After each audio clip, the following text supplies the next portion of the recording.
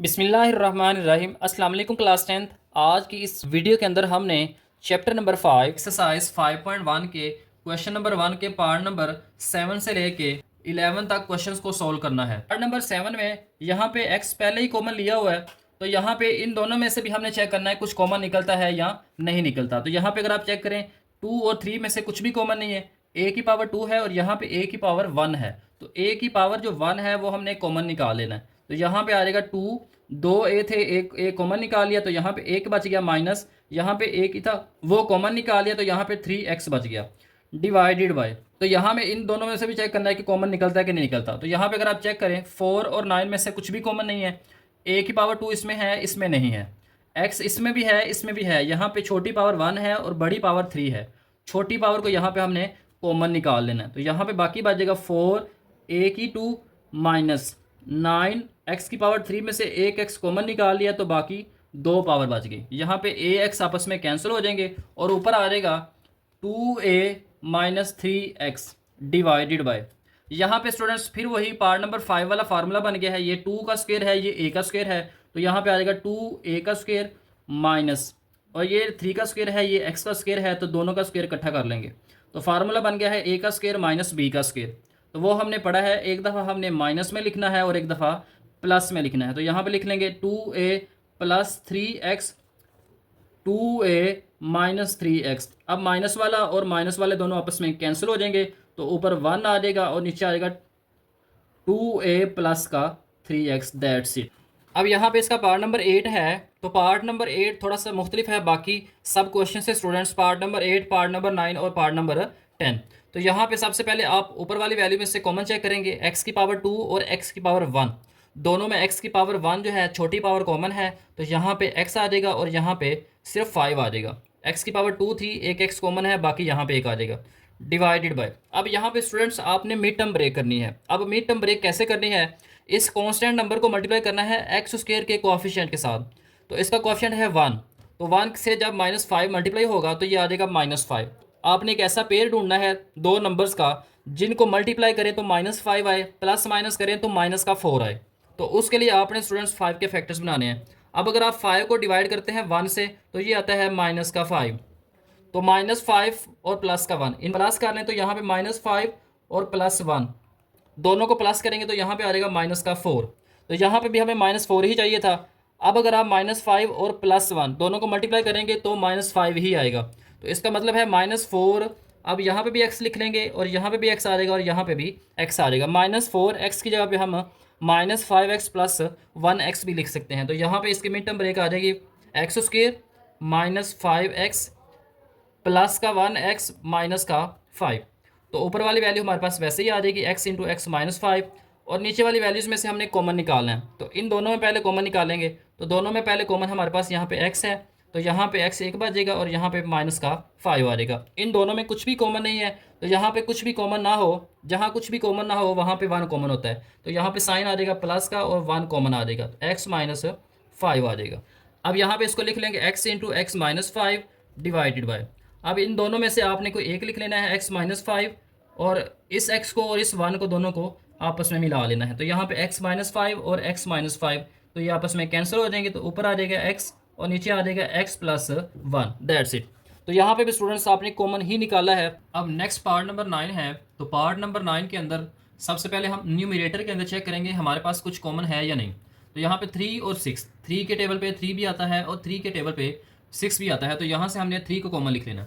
उसके बाद वेरिएबल्स को चेक करना है, यहाँ पे भी वेरिएबल x है और यहाँ पे भी वेरिएबल x है। अब यहाँ पे x की पावर 2 है, यहाँ पे x की पावर 1 है, तो हमने सबसे पहले यहाँ पे छोटी पावर को कॉमन लिखना है। तो छोटी पावर यहाँ पे x की पावर 1 है। अब कॉमन निकालनी है तो ब्रैकेट लगानी है, 3 को 3 से डिवाइड करना है, तो 3 1 जार 3, यहाँ पे x की पावर 2 है, यहाँ पे x की पावर 1 है, 2x थे, यहाँ पे एक x हमने कॉमन लिख लिया, एक x यहाँ पे लिख लेंगे प्लस 3 2 जार 6, और x को हमने कॉमन लिख लिया तो यहाँ से x खत्म हो गया, डिवाइडेड बाय।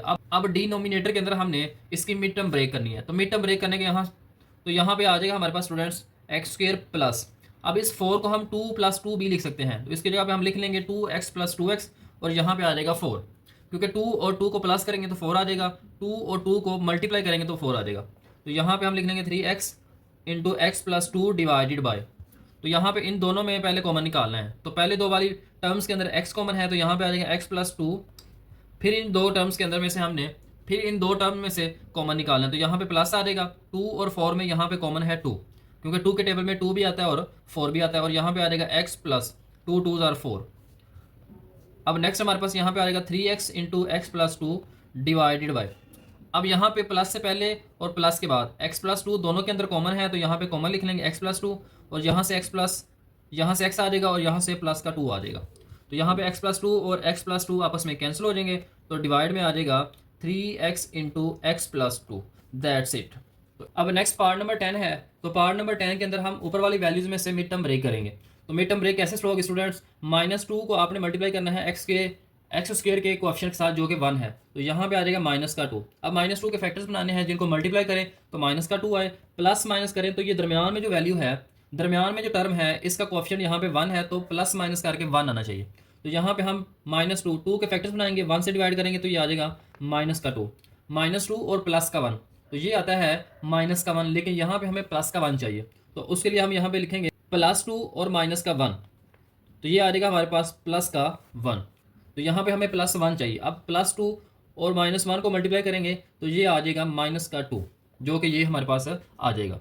तो यहाँ पे हम स्टूडेंट्स इसको माइनस में लिखेंगे और इसको प्लस में लिखेंगे। तो यहाँ पे आ जाएगा x square plus x y की जगह पे आ जाएगा प्लस का 2xy माइनस का 1xy माइनस 2y का स्क्वायर, और नीचे हमारे पास फार्मूले की फॉर्म बन गई है x की पावर 3 माइनस वाई की पावर 3। फार्मूला हमने पढ़ा था x minus y into x square plus x y plus y का स्क्वायर। ये फार्मूला आपने स्टूडेंट्स याद रखना है। अब इन दोनों में से कॉमन निकालना है। पहले वाली दो टर्म में से x कॉमन है तो यहाँ पे आ जाएगा x प्लस 2y माइनस फिर xy और यहाँ पे y का स्क्वायर। अब 1 और 2 में 1 कॉमन आ जाएगा, यहाँ पे x है और यहाँ पे x नहीं है तो x को कॉमन यहाँ पे नहीं लिख सकते। अब यहाँ पे y है और y की पावर 2 है तो जो छोटी पावर है y की उसको हमने कॉमन निकाल लेना है। इस माइनस की वजह से ये दोनों साइन चेंज हो जाएंगे, ये माइनस है ये भी प्लस हो जाएगा और ये भी प्लस हो जाएगा।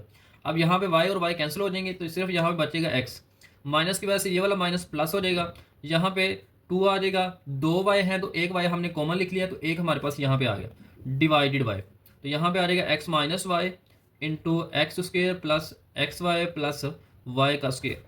अब यहाँ पे दोनों टर्म्स में हमारे पास x प्लस 2 जो है ये कॉमन है तो यहाँ पे लिख लेंगे x प्लस 2y और यहाँ पे आ जाएगा x और यहाँ से आ जाएगा माइनस का y divided by x minus y into x square plus x y plus y का स्क्वेयर। तो यहाँ पे x माइनस वाई और x माइनस वाई आपस में कैंसिल हो जाएंगे तो फाइनल आंसर आ जाएगा x plus 2y divided by x square plus x y plus y का स्क्वेयर, दैट्स ऑल।